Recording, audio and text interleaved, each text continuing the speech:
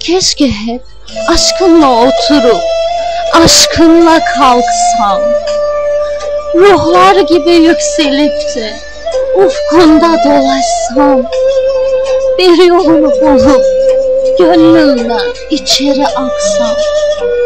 Keşke hep aşkınla oturup aşkınla kalksam.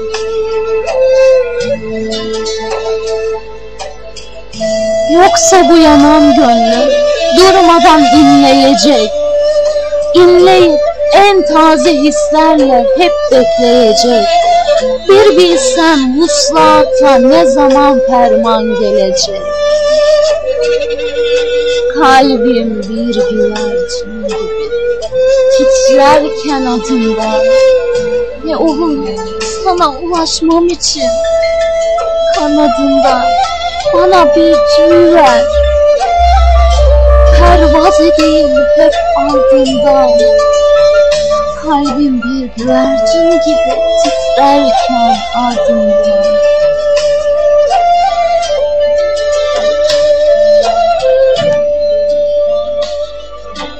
Mecnun gibi arkanda koşan kulun olayım. Bir kor saç içime ocaklar gibi yanayım. Sensiz geçen bu acı rüyadan kurtulayım. Mecnun gibi arkanda koşan kulun olayım, kulun olayım. Aklım uzakta kaldığı günleri saymakta, ruhuma sisli dumanlı bir kasvet yaymakta. Göster çehreni ki güneş vuru kaymakta. Aklım uzakta kaldığı günleri saymakta. Son demde hiç olmazsa ruhum turlu olsun. Gönlüme ufkunun on taze renkleriyle dolsun. Her yanda tamburlar çalınsın, neyler duyulsun.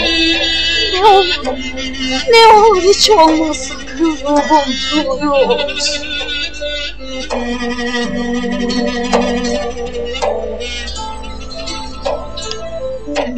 Bir sevda uğruna ya Rab, ne acılar çektim ben. Uğruna döktüğüm gözyaşlarımı bile bile gittin sen. Kalbine sürgün yaşadım bunca zaman. Senin sevginle dolup taşırdım bu canı ben. Bu damarlarımdaki kanlar senin adınla akıyor. Aktığında yere senin harflerin yazıyor. İsmin dilimde, hayalin gözlerimde. Elimi tut be gülüm, bırakma beni ellere, bırakma beni ellere. Seni yaradana kurban olurum ben.